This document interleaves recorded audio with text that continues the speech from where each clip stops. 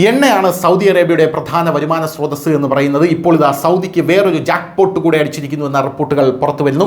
Saudi എണ്ണ കമ്പനിയായിട്ടുള്ള Aramco രാജ്യത്തിൻ്റെ കിഴക്കൻ മേഖലയിലും എംടി ക്വാർട്ടലുമായി 14 എണ്ണ പ്രകൃതിവാതക പാടങ്ങളും എണ്ണ സംഭരണികളും കണ്ടെത്തിയിരിക്കുന്നു എന്ന റിപ്പോർട്ടുകളാണ് പുറത്തു വരുന്നത്. സംസ്ഥാന വാർത്താ ഏജൻസിയായിട്ടുള്ള SPAയുടെ റിപ്പോർട്ട് പ്രകാരം ഈ സംഭരണിയുടെ എണ്ണം കൂടുതലാണ്.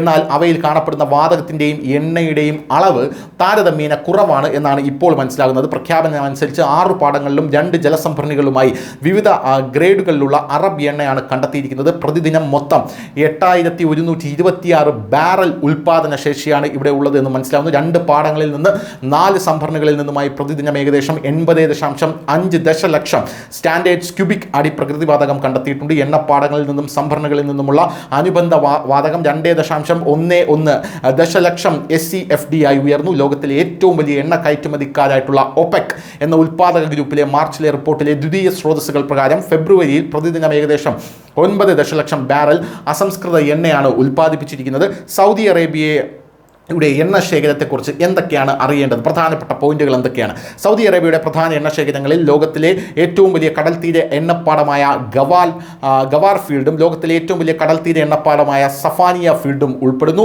ഈ 2 പാടങ്ങളും സൗദി അറേബ്യയുടെ സർക്കാർ ഉടമസ്ഥതയിലുള്ള എണ്ണ കമ്പനിയായിട്ടുള്ള സൗദി അരാംകോയാണ് നടത്തുന്നത്. ലോകത്തിലെ ഏറ്റവും വലിയ എണ്ണ ഉൽപ്പാദന കമ്പനിയാണ് സൗദിയുടെ അരാംകോ. സൗദി അറേബ്യയിൽ ഗണ്യമായ പ്രകൃതിവാതക ശേഖരമുണ്ട്. ഇത് പ്രാദേശിക ഉൽപ്പാദനത്തിലൂടെ അവരുടെ ആഭ്യന്തര ഉപഭോഗം നിറവേറ്റാൻ പര്യാപ്തമാണ് എന്നാണ് വിലയിരുത്തപ്പെടുന്നത്. 1938 സൗദി അറേബ്യയിലാണ് ആദ്യമായി എണ്ണ ശേഖരം കണ്ടെത്തിയത്. ലോകത്തിലെ ഏറ്റവും വലിയ രണ്ടാമത്തെ എണ്ണ ശേഖരം സൗദി അറേബ്യയിലാണെന്ന കാര്യവും നമ്മൾ ശ്രദ്ധിക്കേണ്ടതാണ്. ഏകദേശം 267 ബില്യൺ ബാരൽ എന്നാണ് കണക്കാക്കുന്നത്. ലോകത്തിലെ മൊത്തം എണ്ണ ശേഖരത്തിൻ്റെ ഏകദേശം 16-17% വരുന്നു എന്നാണ് മനസ്സിലാവുന്നത്. അതിനിടയിലാണ് ഇപ്പോൾ സൗദിയിൽ പുതിയ എണ്ണപ്പാടങ്ങളും ജലസംഭരണികളും കണ്ടെത്തിയിരിക്കുന്നത് എന്നുള്ളതാണ് സൗദിയെ ഇപ്പോൾ സന്തോഷിപ്പിക്കുന്ന മറ്റൊരു പ്രധാനപ്പെട്ട കാര്യം. News desk news India Malayalam.